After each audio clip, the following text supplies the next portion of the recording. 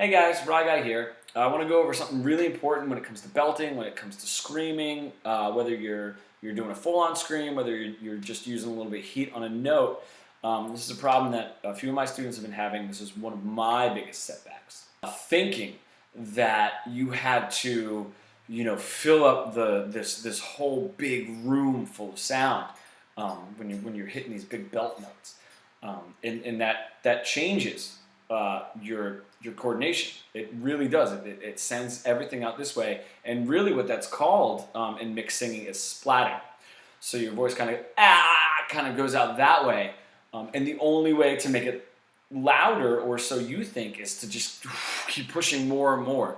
Your neck gets super tense, your larynx shoots straight up, and it's interesting going backwards and saying, well, that's how I thought I was hearing, some of my favorite singers sing, and that's actually not the case. The student, yesterday, was really into Robert Plant and Chris Cornell, and I said, watch a video, watch what they're doing. They don't have their mouth, wide open. They're not like they don't have like veins popping up like out of their neck.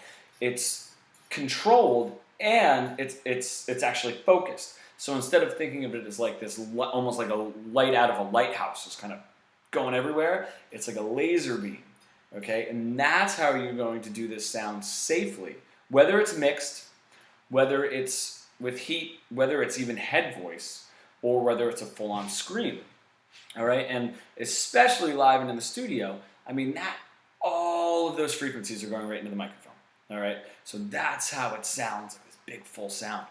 So this was my favorite exercise that I did. One of my teachers asked if I smoked, and I said no. And he said, listen to somebody who does, and they take a drag of a cigarette, and then they kind of keep talking to you like this, right? What they're doing is they're holding the smoke in their lungs, and then they let it out. And usually when we're belting and screaming and doing it the wrong way and pushing, what actually ends up happening is we take this whole breath of lung, and it blows out real quick. It sets everything up for failure, and then you're left with no breath, no note, and just a whole shit ton of tension. All right, so now we got to backpedal. All right, what we're doing is we're actually getting a lung full of air, and our diaphragm expands. Oh, it's almost like filling up a balloon, right? So imagine there's like a balloon down here, and you're just holding that balloon, and you're just letting a little bit out, right? Because if you let that whole thing out, it just goes, and it just like flies all over the place, and there's no frequency. But you know how you can get those little frequencies? That's the breath control. It takes all the tension out of here. Your vocal folds don't have to battle, even if you're using false chords to scream. They don't have to battle all that pressure. It just ends up being naturally the right pressure once you get this down.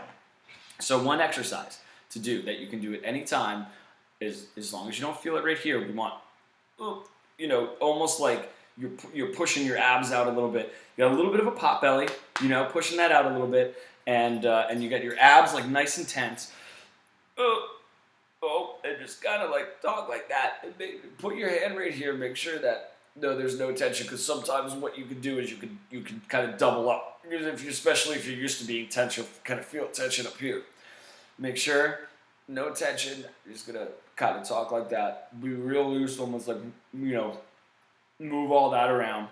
Make sure there's no tension. The best way to do it is just breathe real relaxed. Put your fingers right here, right up here, like right under your jawbone. All right, you're gonna feel this muscle. It's like the back end of your tongue muscle, and you're just gonna.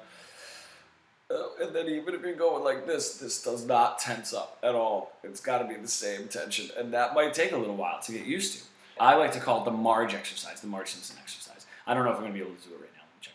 So you go, Marge, and the vibration is gonna come out here. A lot of times, the problem is if you're using a full lung of air, it's gonna come straight out of your mouth. You're not gonna be using any of the resonance up here, which is going to pull all the frequency down and pull all the tension up. It's going to make it sound worse and cause more tension and damage.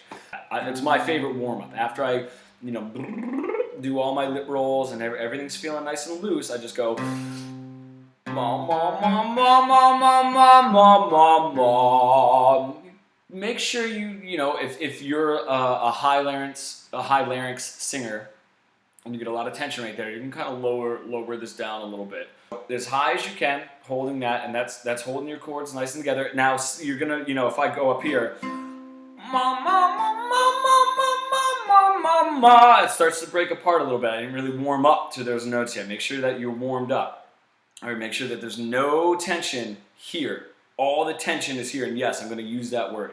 All your tension is just sitting right there. Tension, but there's still no tension here. The way that you can tell, able to speak without clearing my throat.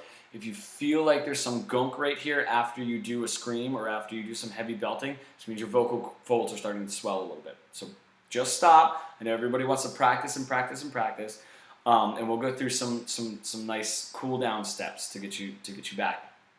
But that idea of instead of and just like really just pushing all that air out, you can,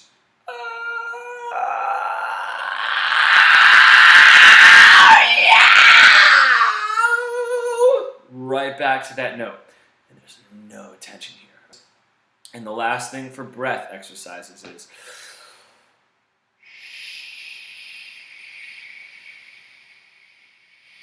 it's just an SH. What I want you to do is time it. See how long you can do that for, all right, without running out of breath. What's going to happen when you start getting this breath control down, what's really going to happen is you're going to go,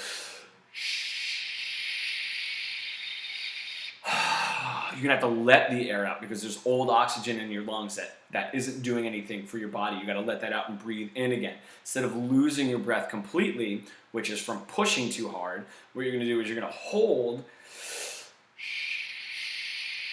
and then have to let the old oxygen out. That's how you know you're starting to get this breath control thing down. So, steps in the lesson. A little bit more of a hold, a little bit more of this kind of a thing. Make sure that you're not bunching these muscles up. These are going to be really relaxed, all right? And that breath control, and it's smaller and more focused rather than humongous and trying to fill the room. It'll fill the room. Believe me, when you get that focused sound, it'll bounce off. If it splats, it goes everywhere, and there's no focus to it. You know, there's no frequency to it, okay? So I hope that helps you guys. Remember, as long as we're tense here and we're not tense here, you guys are good. If you do an exercise and you start to talk and you crack a little bit, just stop, relax. Don't do it too much. That's how damage happens, but it will take practice to get this. So I'm not going to say don't do it at all. All right, till next time, guys. This is Raw Guy. Thanks so much.